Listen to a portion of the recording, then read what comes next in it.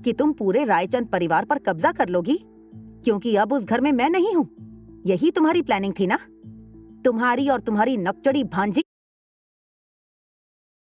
मीनाक्षी के मुंह से पीयूष के सामने हंगामा मचा दिया था। तुम्हारी कंप्लेंट करके मीनाक्षी ने पीयूष से कहा था कि तुम एक सरफिरी लड़की हो, और मेरी हाजिरी में तुमने मीनाक्षी पर जोर जबरदस्ती की है, और यहाँ तक कि उसके साथ हाथापाई करके उसे एक थप्पड़ भी जड़ दिया। मीनाक्षी के मुंह से ये बात सुनकर पीयूष बहुत नाराज हो गया था। उसने कई सारे कॉल किए मुझे, मगर मैंने सोचा कि इस बात को फोन पर न करते हुए अगर मैं पर्सनली जाकर के उसको सारी सिचुएशन समझाऊं तो बेहतर होगा। इसलिए कल काफी सालों बाद मैं अपने भाई के घर उससे मिलने गई। उसे मिलने के बाद मैंने उसको समझाया कि तुमने मीनाक्षी के साथ जो कुछ भी किया वो किन हालात में किया। पीयूष इस बात से बिल्कुल अनजान था कि पहले मीनाक्षी ने मुझे थप्पड़ मारा था। जैसे ही पीयूष को इस बात का पता चला, पीयूष ने मीनाक्षी को डांटते हुए पूछा कि क्या ये सब कुछ सच था। जब मीनाक्षी की जबान सच बोलते हुए लड़खड़ाने लगी, तब पीयूष का गुस्सा उसके कंट्रोल से बाहर चला गया। पीयूष ने बहुत ही कम उम्र से हमारी फैमिली का बिजनेस संभाला है, और उसके होते हुए हमारी काफी तरक्की हुई है। आज परिवार का नाम ऊंचे खानदान में लिया जाता है, तो उसके पीछे सबसे बड़ा हाथ मेरे भाई पीयूष का है। पीयूष जितना मेहनती है उतना ही समझदार भी है। लोगों की रिस्पेक्ट भी करना जानता है, और लोगों से बचने का तरीका भी उसे बखूबी आता है। बिना कारण वो गुस्सा नहीं करता, मगर एक बात जरूर है कि उसको गुस्सा बहुत जल्दी आता है। कोई झूठ बोले या फिर कोई ऐसी बात कर दे जो एथिकली सही ना हो, तो पीयूष तुरंत आग बबूला हो जाता है। जब पीयूष ने मीनाक्षी की आंखों में झूठ पढ़ा तो उससे कंट्रोल नहीं हुआ, इसलिए उसने गुस्से में आकर मीनाक्षी से कह दिया, तुम मुझसे इतना बड़ा झूठ कैसे कह सकती हो। मगर बजाय इसके कि मीनाक्षी अपने किए पर शर्मिंदा हो या माफी मांगे, उल्टा वो पीयूष पर चिल्लाने लगी। वो पीयूष से कहने लगी, हम इतने सालों से शादी के बंधन में बंधे हैं, मगर आज भी तुम्हें मुझसे ज्यादा अपनी इस छोटी बहन पर विश्वास है। मैंने इस घर के लिए अपनी जिंदगी दी है, और बदले में आज तुम मुझे क्या दे रहे हो। मुझे पता है कि ये सब कुछ तुम क्यों कर रहे हो, सिर्फ इसीलिए ना क्योंकि तुम ये समझते हो कि रायचंद परिवार की औकात मेरे मायके यानी कि आहूजा परिवार से कहीं ज्यादा है। इसलिए तुम भाई बहन मिलकर मुझे दबाने की कोशिश कर रहे हो। मैं सब जानती हूँ। ठीक है, तो अगर तुम अपनी इस बहन की बातों में आकर मेरी बेइज्जती कर सकते हो, तो मैं भी तुम्हारे साथ रहना नहीं चाहती। मैं जा रही हूँ अपने घर, हमेशा के लिए। ये कहकर मीनाक्षी घर से निकल गई। पीयूष ने मुझसे कहा कि मैं भी घर चली जाऊं। अभी मीनाक्षी का गुस्सा थोड़े दिनों में ठंडा हो जाएगा, उसके बाद वो मीनाक्षी के साथ बैठकर झगड़ा सुलझा लेगा। मगर मैं इस बात से परेशान हुआ निका कि पीयूष और मीनाक्षी 20 साल से एक दूसरे के साथ हैं। उन्हें एक बेटा है, बेटी है। हमारी वजह से कहीं उन लोगों की शादीशुदा जिंदगी में कोई ऐसी दरार ना आ जाए जिसका भुगतान पूरे परिवार को करना पड़े। भले ही मीनाक्षी का व्यवहार अनिका को बिल्कुल अच्छा नहीं लगता था, मगर वो समझती थी कि अंजलि मामी की चिंता जायज थी। अंजलि मामी को सांत्वना देते हुए अनिका ने उनकी पीठ पर अपना हाथ देते हुए कहा, आप चिंता मत कीजिए, सब कुछ ठीक हो जाएगा।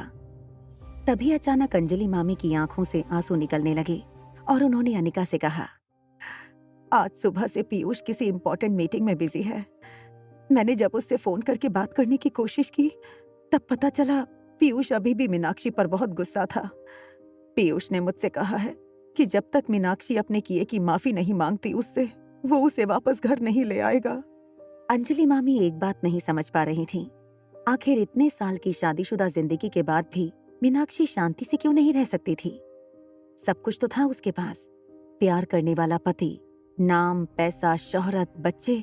फिर उसकी जिंदगी में आखिर किस बात की कमी थी जो हमेशा उसे अंजलि मामी की इंसल्ट करने के बाद ही खुशी मिलती थी। अभी अंजलि मामी ये सब कुछ सोच ही रही थी कि मीनाक्षी तेज कदमों से मल्होत्रा हाउस में चिल्लाते हुए आई। मीनाक्षी का चेहरा देखकर साफ नजर आ रहा था कि वो रात भर सोई नहीं थी, और गुस्से से उसका चेहरा और आंखें दोनों लाल हो गए थे। ऐसा लग रहा था जैसे अनिका के मारे हुए थप्पड़ का रंग अब तक मीनाक्षी के गालों से उतरा नहीं था। पहले ही मीनाक्षी इस वक्त काफी गुस्से में थी, मगर उसे अनिका के थप्पड़ की गूंज अभी भी कानों में महसूस हो रही थी।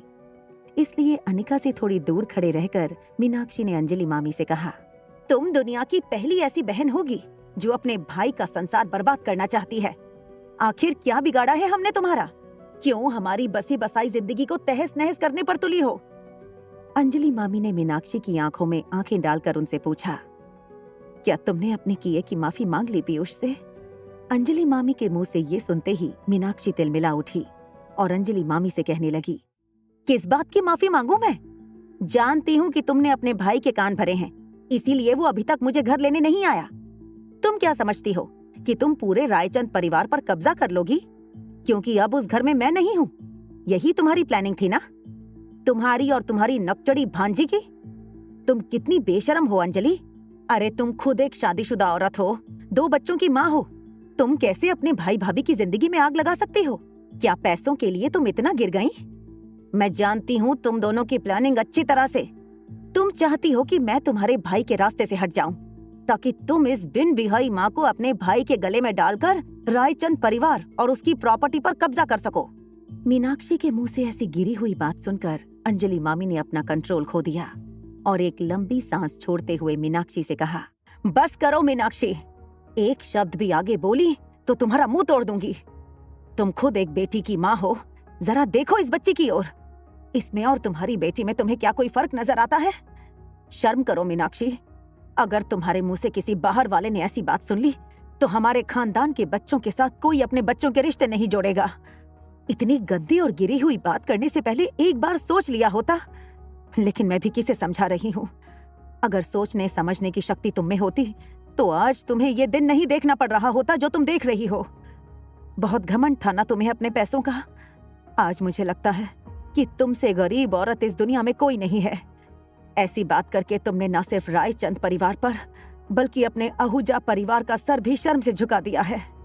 ये पहली बार था जब अंजलि मामी ने किसी के साथ ऐसी बात की थी, मगर मीनाक्षी ने अभी अभी जो बात कही थी वो अंजलि मामी को इतनी चुभी थी कि उनकी चीख शब्दों में बदलकर मीनाक्षी पर बरस पड़ी थी। मीनाक्षी अंजलि मामी की ऊंची आवाज सुनकर बिल्कुल हैरान खड़ी उन्हें देखती रही थी। थोड़ी देर बाद अपनी पलकें झटकते हुए मीनाक्षी ने अपना एक पांव जोर से जमीन पर पटकते हुए कहा, हाँ, तुम अब रायचंद परिवार का हिस्सा नहीं हो। तुम इस भीख मांगे मल्होत्रा परिवार का हिस्सा हो। रायचंद परिवार का और तुम्हारा अब क्या लेना देना? रायचंद परिवार का अब मैं हिस्सा हूँ और मैं जानती हूँ कि तुम मुझे रायचंद परिवार से बाहर निकालना चाहती हो। मगर एक बात तुमसे कह दूं, तुमने और पीयूष ने हमेशा से मुझे नीचा दिखाने की कोशिश की है। ये बात आज मैं जान चुकी हूँ। तुम मुझे सिर्फ इसलिए नीचा दिखाने की कोशिश करते हो क्योंकि हमारा आहूजा परिवार रायचंद परिवार जितना अमीर नहीं है। मगर आज तुम्हारी वजह से तुम्हारे भाई ने इतनी बड़ी गलती कर दी है कि बहुत जल्द रायचंद परिवार हमारे आहूजा परिवार के सामने एक चींटी की औकात भी नहीं रखेगा। जानती हो क्यों? क्योंकि तुम्हारे कहने पर तुम्हारे भाई ने मेहरा के रियल एस्टेट प्रोजेक्ट से अपना इन्वेस्टमेंट पीछे हटा लिया। उसी 30 करोड़ के इन्वेस्टमेंट प्लान को मैं अपने भाई के साथ पूरा करने जा रही हूँ।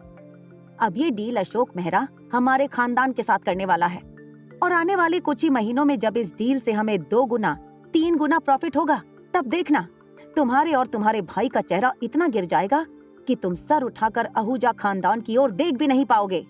हैरान अंजलि मामी ने अनिका की ओर देखा। अंजलि मामी को इस तरह हैरान होते देख मुस्कुराते हुए मीनाक्षी ने कहा, अब उसे क्या देख रही हो? तुमने अपने भाई के कान भरे ताकि वो इस इन्वेस्टमेंट डील से पीछे हट जाए और मुझसे झगड़ा मोल ले, मगर बदले में तुमने एक बहुत बड़ी गलती कर दी।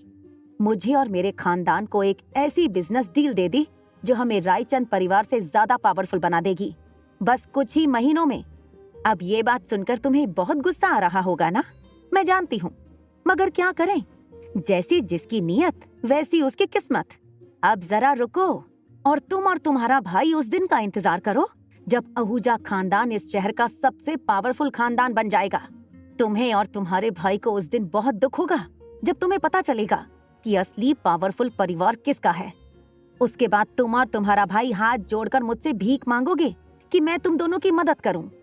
बड़ी बड़ी बातें करने के बाद मीनाक्षी तुरंत मल्होत्रा हाउस से निकल गई, मगर बिना कुछ बोले हैरान होकर अंजलि मामी और अनिका बस एक दूसरे को देखते रहे। थोड़ी देर के बाद दौड़ती हुई रिया सीढ़ियों से उतर कर आई और अपनी मम्मी से लिपट कर बोली, मम्मा मैं तैयार हो गई हूँ, क्या हम डैडी से मिलने जा सकते हैं? रिया के मुंह से ये बात सुनकर अंजलि मामी को जैसे जोर का झटका लग गया था। वो समझ नहीं पा रही थी कि जो कुछ उन्होंने अभी अभी सुना था वो सही था या फिर ये रिया की कोई नई शरारत थी? बिल्कुल हैरान आंखों से अंजलि मामी ने अनिका से पूछा, ये रिया क्या कह रही है? डैडी, इसका क्या मतलब है? अनिका ने अंजलि मामी की आंखों में देखकर बिना रुके कह दिया, हाँ, रिया के पापा, सही सुना आपने। अंजलि मामी अनिका का जवाब सुनकर और भी ज्यादा कंफ्यूज हो गईं। उन्होंने अनिका के पास आकर उसके कंधे पर हाथ रखकर पूछा, क्या रिया के पापा दिल्ली में हैं? अंजलि मामी को हमेशा से ये लगता था कि छोटी सी उम्र में शायद किसी सरफिरे लड़के ने अनिका की मासूमियत का फायदा उठाकर उसे मां बना लिया था। ये बात सोचकर अंजलि मामी और ज्यादा परेशान हो गईं कि आज इतने सालों बाद ऐसा आदमी फिर से अनिका और रिया की तलाश करते हुए दिल्ली तक पहुंच गया था। जब अंजलि मामी ये सब कुछ सोच रही थी, नन्ही रिया ने अनिका का हाथ पकड़कर उसे खींचते हुए दरवाजे के बाहर ले गई। अंजलि मामी अपने आप को संभालकर अनिका और रिया से कुछ कहें, उससे पहले अनिका और रिया कार में बैठकर बाहर चले गए। अनिका की ड्राइविंग काफी तेज थी, मगर रिया को उससे डर नहीं लगता था। काफी सालों से रिया को अनिका के बगल में बैठने की प्रैक्टिस थी, इसलिए रिया को पता था कि भले ही उसकी मम्मा कार तेज चलाती थी, मगर उसे कार पर पूरी तरह से कंट्रोल करना आता था। मल्होत्रा हाउस से मारवा हाउस की दूरी लगभग 45 मिनट की थी, मगर अनिका की तेज ड्राइविंग की वजह से ये दूरी लगभग 20 मिनट में पूरी हो गई। ओरिजिनल मारवा हाउस एक काफी बड़ी हवेली थी, मगर इस वक्त रोहित अपने बेटे आर्यन के साथ मारवा हाउस 2 में रहता था, जहां सिर्फ वो और आर्यन 2 लोग ही रहा करते थे। जैसे ही अनिका की गाड़ी मारवा हाउस 2 के गेट पर पहुंची, अनिका को लगा अब सिक्योरिटी चेक का एक लंबा चौड़ा प्रोसेस उसे पूरा करना होगा। मगर सरप्राइजिंगली गेट पर खड़े सिक्योरिटी गार्ड ने शीशा नीचे करने के बाद अनिका से कहा, मैडम, रोहित सर ने हमें बता दिया है कि आप आने वाले हो। आप गाड़ी लेकर अंदर जा सकती हैं। Please proceed. अनिका के लिए ये एक प्लेजेंट सरप्राइज था। गाड़ी में रुककर सिक्योरिटी चेक करवाना अनिका को बहुत ही बोरिंग और इरिटेटिंग लगता था। रोहित की छोटी सी जेस्चर ने अनिका के चेहरे पर स्माइल ला दी थी। अनिका ने सोचा कि शायद रोहित ने अपने बर्थडे सेलिब्रेशन में आने वाले सभी मेहमानों की लिस्ट सिक्योरिटी गार्ड को दे रखी होगी, ताकि गेट पर ज्यादा ट्रैफिक जाम ना हो जाए, वरना सिक्योरिटी गार्ड के लिए इतने ट्रैफिक को हैंडल करना बहुत मुश्किल हो जाता। पिछली बार जब अनिका रोहित से मिलने यहाँ आई थी, तब उसे पहली बार पता चला था कि आर्यन उसका बेटा है। उस एक्साइटमेंट में अनिका ने रोहित का ये बंगलो और उसका आसपास का प्रेमाइस अच्छी तरह से देखा नहीं था। आज जब अनिका ने मारवा हाउस का इंटीरियर देखा, तो उसे रोहित के स्टाइल और सिलेक्शन को